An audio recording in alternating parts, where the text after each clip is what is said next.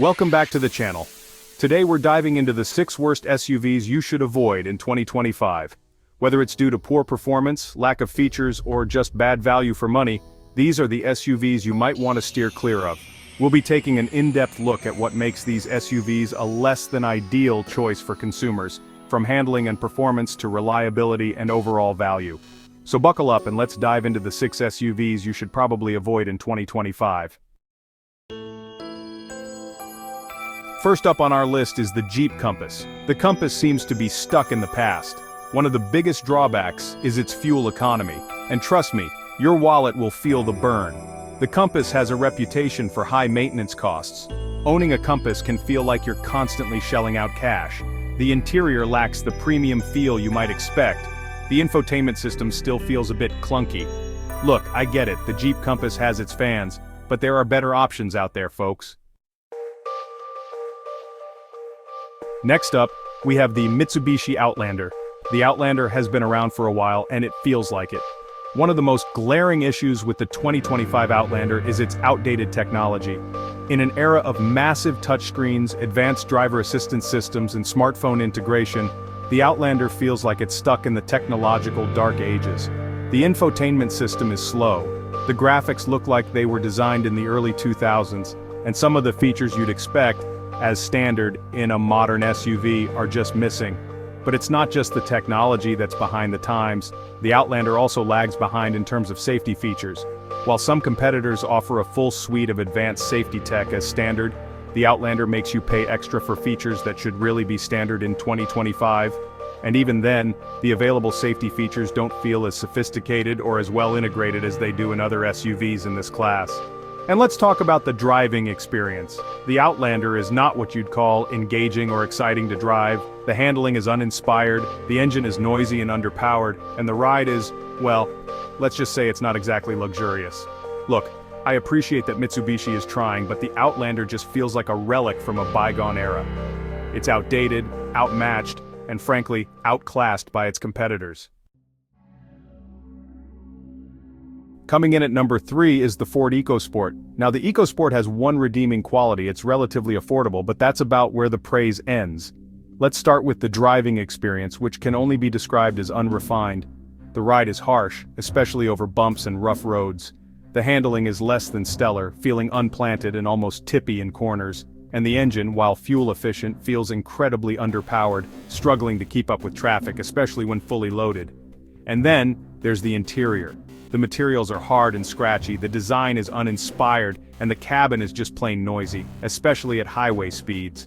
It feels like Ford cut every corner they could when designing the EcoSport's interior, and it shows.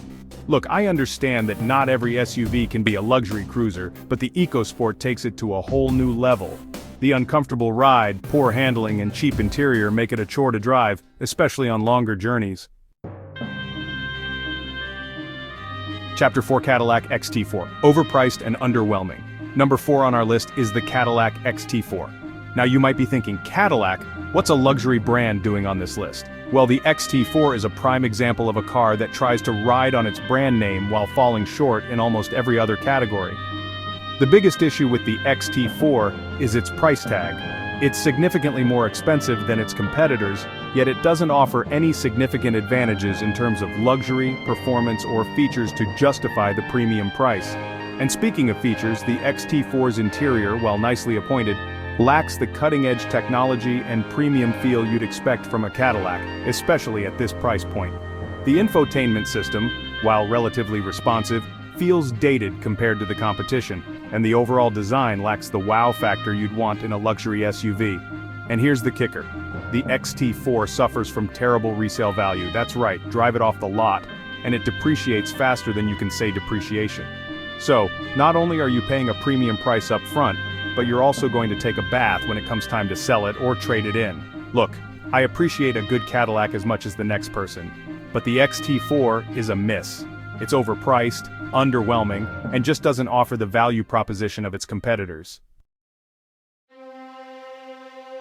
Chapter 5: Nissan Kicks. Recall King. Coming in at number 5 is the Nissan Kicks. Now the Kicks might seem like a decent option at first glance, especially considering its affordable price tag. But don't be fooled by its initial appeal. Because the Kicks has a dark side, its reliability record. The Nissan Kicks has been plagued by recalls, and I'm not talking about just a few minor hiccups. We're talking about serious issues that have affected a significant number of vehicles. From faulty airbags to engine problems, the Kicks has had more than its fair share of issues. And that's not exactly what you want to hear when you're looking for a reliable and dependable SUV. And beyond the recalls, the Kicks has also been known to suffer from various other reliability issues, from electrical gremlins to transmission problems. It's the kind of car that might leave you stranded on the side of the road, wondering why you didn't listen to that voice in your head telling you to go with a different SUV. Look, I get it, everyone loves a good bargain, but when it comes to cars, reliability should be at the top of your list. And unfortunately, the Nissan Kicks just doesn't inspire confidence in that department.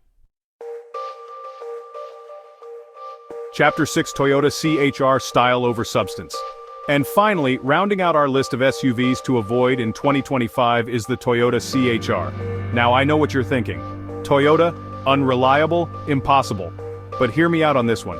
The CHR, while technically a Toyota, suffers from a severe case of style over substance. Let's start with the obvious, the CHR's design. It's polarizing, to say the least. Some people love its funky, futuristic styling, while others think it looks like it escaped from a cartoon. But here's the thing, the CHR's design comes at a cost, and that cost is practicality. The sloping roofline severely cuts into rear headroom, making it a tight squeeze for taller passengers. And the small rear windows and oddly shaped cargo area make it less practical for hauling cargo than other SUVs in its class. And then, there's the driving experience. The CHR is only available with one engine option, and it's not exactly what you'd call spirited. It's adequate for city driving, but merge onto the highway, and you'll quickly find yourself wishing for more power. Look, I appreciate Toyota for trying something different with the CHR, but sometimes different isn't always better. The CHR's lack of practicality, combined with its uninspiring driving experience, makes it a hard sell, especially when there are so many other well-rounded SUVs available. So there you have it, the 6 worst SUVs you might want to avoid in 2025.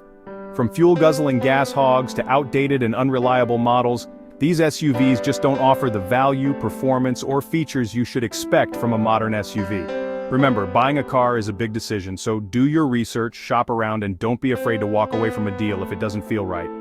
There are plenty of fantastic SUVs out there, so don't settle for one that's going to leave you stranded on the side of the road or constantly reaching for your wallet.